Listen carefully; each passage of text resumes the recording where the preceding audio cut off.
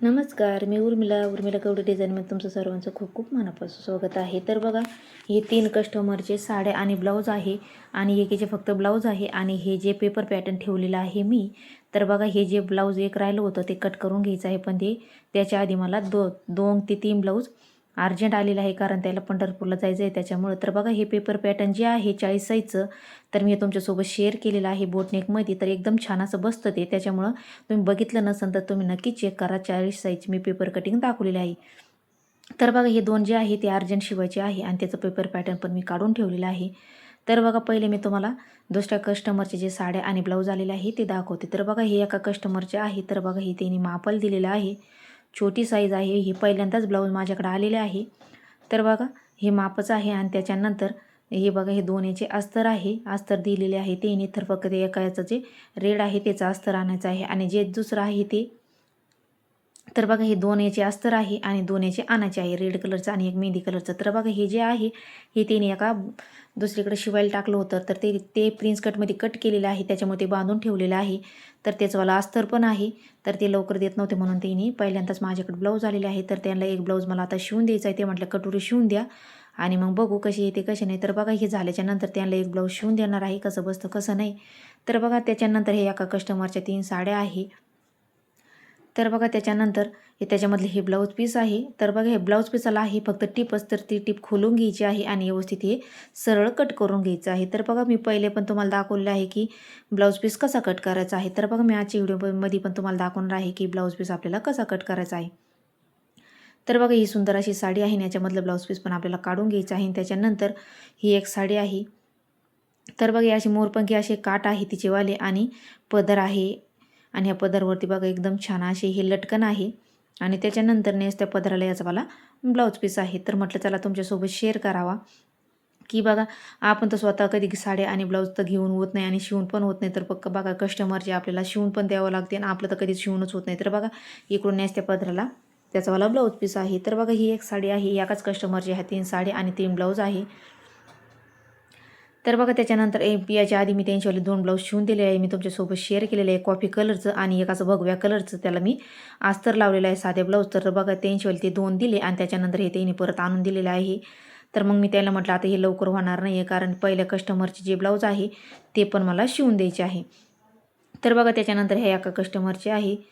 तर बघा त्याच्यानंतर याच्यामध्ये एक साडी जी आहे ती फक्त पिको करून द्यायची आहे आणि बाकीच्या ज्या 3 साड्या आहेत त्यांना पिको फॉल करायचे आहे आणि ब्लाऊज पण शिवून घ्यायचे आहे. तर बघा ही जी साडी आहे याचं फक्त पिको करून घ्यायचं आहे, फॉल वगैरे लावायचं नाही, कारण त्यांची ते वापरायचे आहे.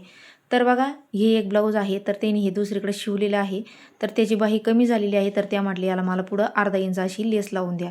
तर बघू आता याची वरची लेस अशी सारखी भेटली तर आपल्याला ही लावून द्यायची आहे. ती एक मापाचं आहे साध्यामधलं आणि एकामध्ये ही जी काठपदरची साडी आहे त्याच्यासाठी त्यांनी हे फुलबाईचं मापासाठी दिलेलं आहे आणि एक दुसरं जे आहे ते छोट्या बाईच्या मापासाठी दिलेलं आहे. तर बघा हा जो प्रकार आहे हा याला फक्त टिप वगैरे मारून द्यायची आहे पक्की. तर बघा हे 2 इंची अस्तर आहे आणि एक साधं ब्लाऊज आहे. तर बघा हे साधं ब्लाऊज त्या साडीवरचं आहे आणि हे जे 2 आहे हे 3 जे आहे हे अस्तर आहे त्याच्यावरचे. तर बघा याच्यावरचे पण ब्लाऊज पीस काढून घ्यायचे आहे. याच्यामध्ये पण ब्लाऊज पीस आहे, फक्त एकच त्यांनी बाजूला काढून घेतलेला होता त्या गुलाबी कलरच्या साडीवरचा. तर बघा आता याच्यावरची ही अशी छान अशी डिझाईन आहे. ही साडीवरती साधी सिंपल साडी आहे, पण एकदम छान अशी साडी आहे. याच्यावरचा हा ब्लाऊज पीस आहे, हा पण कट करून घ्यायचा आहे. तर बघा याचंवालं पण अस्तर दिलेलं आहे त्यांनी. तर बघा हे अस्तर याचंवालं आहे आणि त्याच्यानंतर हे याच्यावरचं जे ब्लाऊज पीस आहे हा याच्यावरचा ब्लाऊज पीस आहे. तर बघा याच्यावरचा ब्लाऊज पीस हा त्यांनी काढून दिलेला आहे आणि याचंवालं एक अस्तर आहे हे आणि त्याच्यानंतर ही अशी सुंदर साडी आहे. तर बघा म्हटलं चला तुमच्यासोबत शेअर करावं. तर बघा एकामागं एक कस्टमर चालूच राहतं. असं असतं की आपल्याला वाटतं आता नाही आपण चालूच राहतं, एक ना एक कस्टमर कोणाचे वापरायचे असते, कोणाचे लग्नाचे असते. तर बघा 19 तारखेचे जे ब्लाऊज आलते ते ब्लाऊज मी रेडी करून दिलेलं आहे, मी तुमच्यासोबत शेअर केलेलं आहे ते. आणि याच्यामध्ये पण एक त्यांचंवालं वर्कचं जे बाकीचं राहिलं होतं ते मी याच्यामध्ये सगळ्या शेवट रेडी करून घेतलेलं आहे, ते तुम्हाला नंतर बघायला भेटेल सगळ्यात शेवट. तर बघा ही एकदम सुंदर अशी काठपदर साडी आहे आणि ही एकदम अशी हलकी फुलकी साडी आहे वजनाने. तर एकदम चोपून बसन अशी साडी आहे, एकदम छान असं सूत आहे या साडीचं. आणि हा नेस्ता पदर आहे, नेस्त्या पदराकडून हा ब्लाऊज पीस आहे. तर बघा याला हो फुलबाईचा शिवायचा आहे, त्याच्यामुळे फुलबाईचं मापाचं ब्लाऊज दिलेलं आहे. आणि जे 2 छोटे बाईचे शिवायचे आहे त्याच्यासाठी त्यांनी साधं ब्लाऊज दिलेलं आहे. तर बघा याच्यावरती हे अस्तर आहे. तर बघा त्यांनीच अस्तर दिलेले आहे. तर बघा आणि हे अस्तर त्याच्यावरचे आहे, 3 याच्यावरचे साडीवरचे आणि याच्यावरती असं साधं ब्लाऊज शिवायचं आहे हे. तर बघा व्यवस्थित आता हे आपण याच्यावरचे ब्लाऊज पीस काढून घ्यायचे आहे आणि व्यवस्थित पिशवीमध्ये आता हे भरून ठेवायचे आहे त्याचे कस्टमरचे, कारण इकडे तिकडे व्हायला नको. कारण हे पण आपलं लक्ष ठेवण्याची गरज असते की कोणतं कस्टमरचं कोणतं आहे, कारण सारखे आपल्याकडे ब्लाऊज येतच असते. त्याच्यामुळं कोणत्या कस्टमरचं ब्लाऊज पण हरणं नको आणि इकडे तिकडे पडणं पण नको. त्याच्यामुळे व्यवस्थित असे हे त्याच्या ह्याच्यामध्ये आता ही गडी घालून व्यवस्थित ठेवून द्यायचं आहे. तर बघा बऱ्याच जणी तर बघा त्याच्यानंतर आता व्यवस्थित घड्या घालून त्याच्यामध्ये ठेवून देऊ आणि त्याच्यानंतर जी ब्लाऊज 3 साड्या आहे त्याच्यामधले पण ब्लाऊज पीस कट करून घेऊ. म्हणजे तुम्हाला दाखवते मी की ब्लाऊज पीस आपल्याला कसे कट करायचे आहे.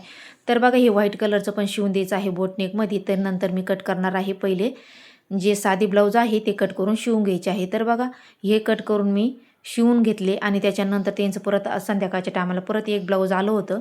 तर बघा मी तुम्हाला ते शेवट दाखवणारच आहे.